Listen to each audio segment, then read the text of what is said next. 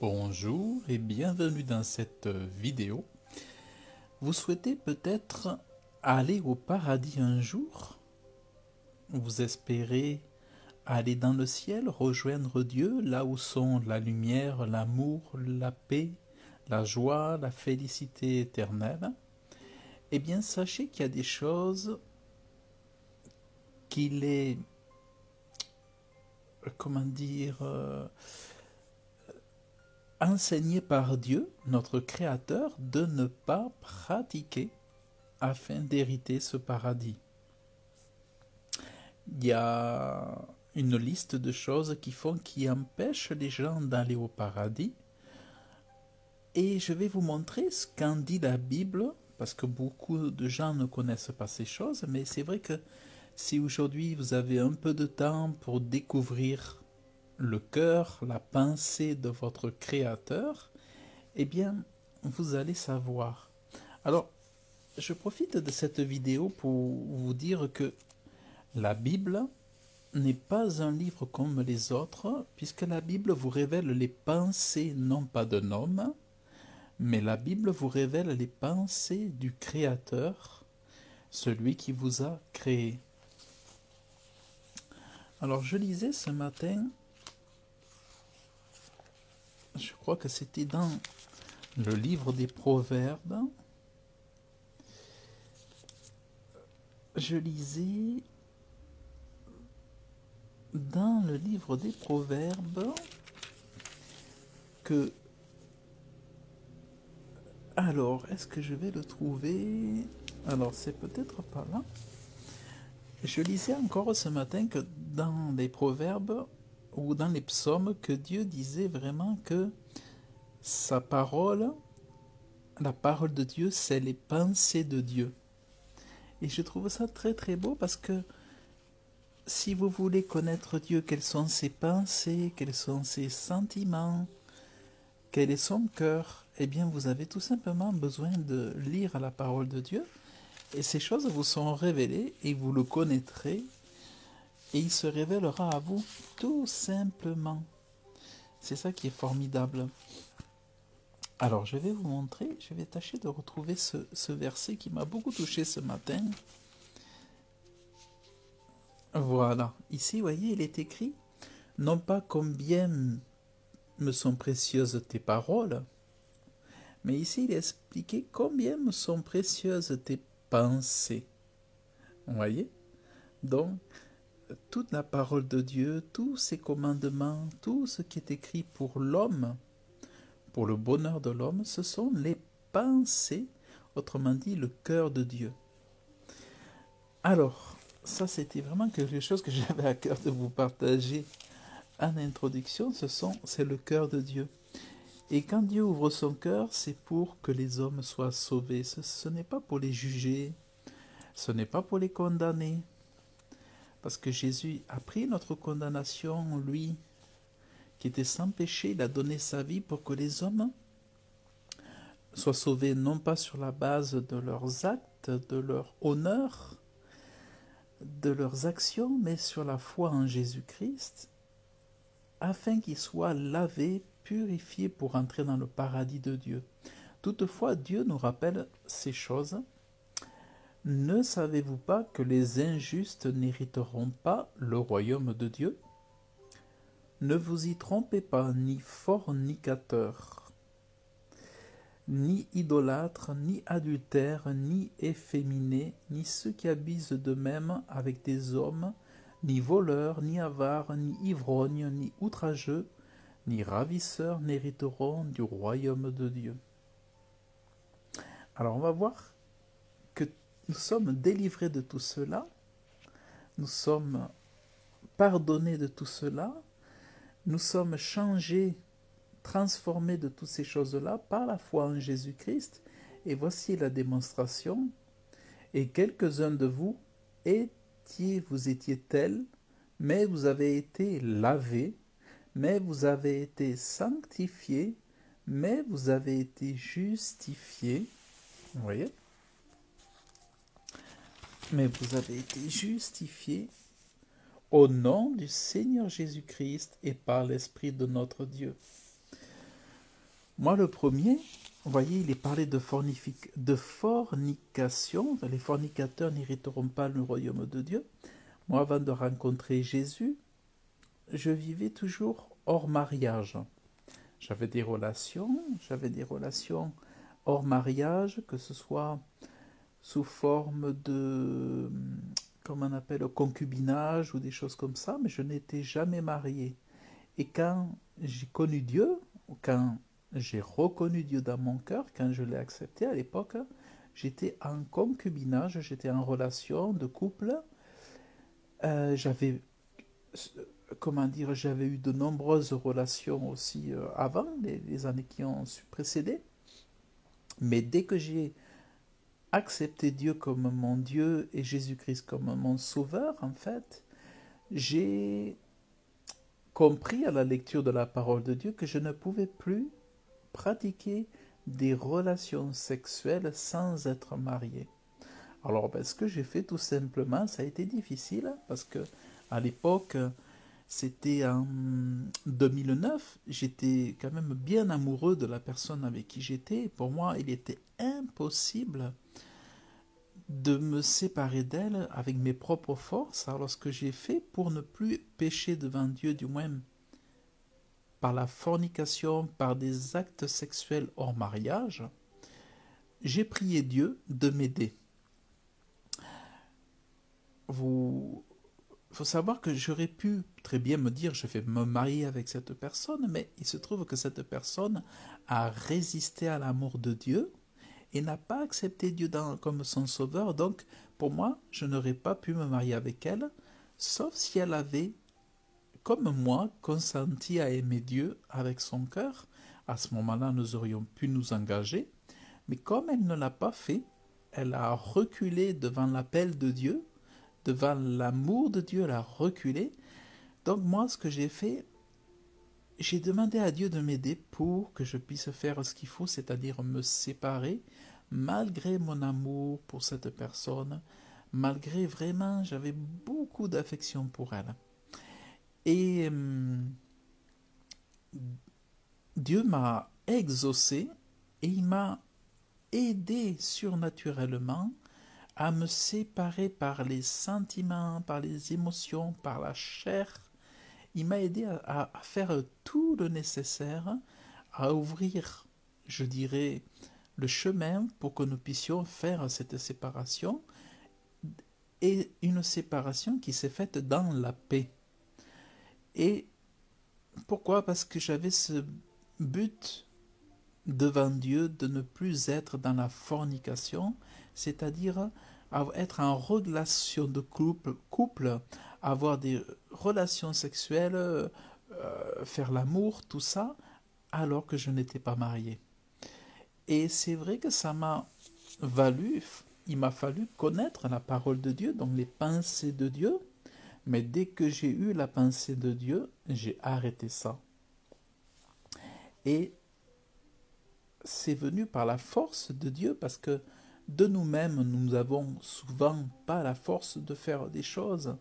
Nous avons bien des to-do list, nous avons bien des objectifs, mais il y a beaucoup de choses que nous n'arrivons pas à faire et à dépasser des limites.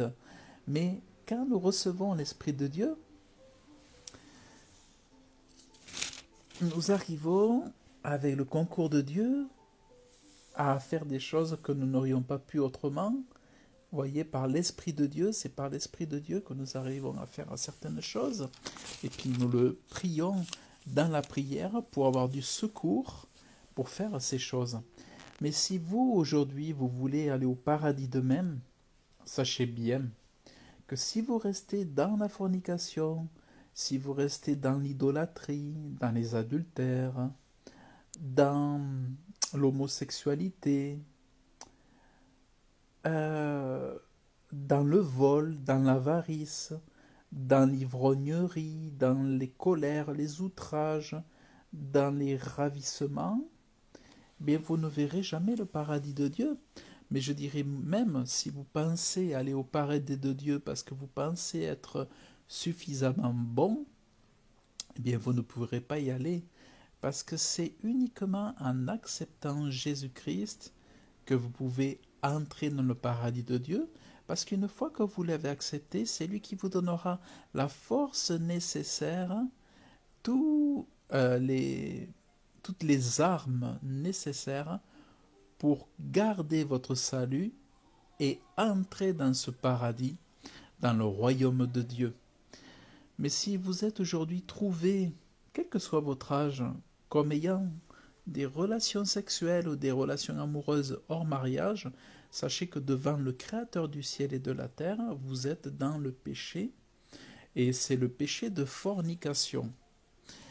Donc, même si vous êtes un bon père, une bonne mère, même si vous avez des beaux enfants, même si vous avez une bonne activité professionnelle, même si vous êtes un bon salarié, un bon patron, mais que vous vivez dans la fornication, toutes les bonnes choses que vous faites ne vous ouvriront pas les portes du ciel, parce que la fornication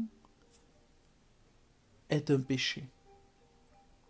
Pour ça que Dieu, il a institué le mariage aux hommes, et notre Créateur, c'est un Dieu d'alliance, c'est un Dieu de mariage. Si bien que ce que nous appelons l'Église est aussi appelé du côté de Dieu son épouse. Dieu appelle l'Église son épouse, sa mariée. Voyez? Parce que Dieu a une alliance avec son peuple. Dieu a une alliance avec chacun de ceux qui croient que Jésus-Christ est mort et ressuscité pour nous pardonner, nous laver, nous purifier, nous justifier de nos péchés et pour nous donner la vie éternelle. Donc Dieu est un Dieu d'alliance et chacun des chrétiens, chacun des enfants de Dieu, des disciples de Jésus, ont une alliance individuelle, personnelle, avec son Dieu, son Créateur. Et c'est vraiment très important de savoir ça. Donc vraiment, j'invite tous ceux qui sont dans la fornication, eh bien, à se marier tout simplement. Mariez-vous si vous êtes depuis des années avec celui ou celle avec qui vous êtes, eh bien, mariez-vous. Et sachez que Dieu l'appréciera grandement. Mariez-vous, et parce que sinon vous êtes sous une malédiction. Et s'il y a des malheurs, s'il y a des portes ouvertes, des problèmes de santé, des problèmes de crise dans le couple, des problèmes d'incompréhension, de malheur, des problèmes avec les enfants, avec la finance, des problèmes de santé, c'est aussi possiblement lié au fait que vous n'êtes pas marié alors que vous vivez en couple. Sachez qu'il y a des malédictions à ça parce que Dieu a demandé aux hommes et aux femmes, pas uniquement aux chrétiens, aux hommes et aux femmes de s'unir par l'alliance lorsqu'ils s'aiment les uns les autres. Voilà. Donc, mais sachez que la porte du ciel, c'est Jésus-Christ. Donc, si vous voulez être sauvé, aller au paradis, aimez Jésus-Christ, acceptez-le dans votre cœur et il vous donnera le Saint-Esprit pour vous rendre capable, par sa force, de faire toutes les choses qui vous sont demandées. Parce que vous savez qu'avec vos propres forces, il vous sera très difficile d'entrer dans le paradis. Comme disait Jésus, pour les hommes, c'est impossible, mais pour Dieu, tout est possible. Donc voilà, je dirais, c'est le message de Dieu aujourd'hui, c'est l'appel de Dieu, c'est la pensée de Dieu aujourd'hui pour l'humanité, que si le monde souffre aussi, c'est parce que le monde déborde de péché, déborde de fornication, déborde de choses qui plaisent à Dieu et qui font que le diable, il se cache dans les petits détails, mais le diable rentre par les portes que nous ouvrons en faisant entrer les malédictions dans nos vies, dans celles de nos enfants, dans nos familles. Le diable se cache dans les petits détails. Quand on n'écoute pas Dieu, toute désobéissance ouvre des portes au diable, aux démons, et ça c'est une réalité, parce que tout ce qui soutient les choses visibles, ce sont les choses invisibles, les choses spirituelles. Votre origine, à chacun, est spirituelle. Votre essence est spirituelle. Vos racines sont spirituelles. Et même votre arbre généalogique, vos ancêtres, tout ça c'est spirituel. Et c'est important que vous sachiez que tant que vous vivez à l'encontre de la volonté ou de la pensée de Dieu, vous tombez sous une malédiction des commandements de Dieu et des lois de Dieu. Et c'est pour ça, effectivement, comme je vous disais, que vous pouvez avoir des problèmes d'argent, de santé, de colère, des problèmes des choses inexplicables dans votre vie, des pannes de voiture, tout un tas de choses, vous ne comprenez pas de quoi ça vient.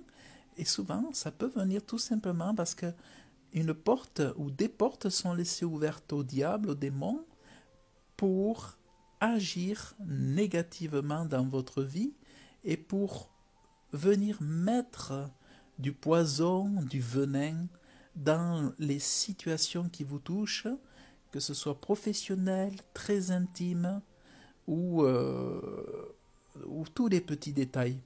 Donc vraiment, quand Dieu vous ouvre son cœur, quand Dieu vous donne la pensée, sa pensée, c'est pas pour vous embêter, c'est pas pour vous alourdir, c'est pas pour vous faire de la mauvaise morale, c'est pour vous préserver du malin, parce que le malin dans ce monde crée tous les malheurs.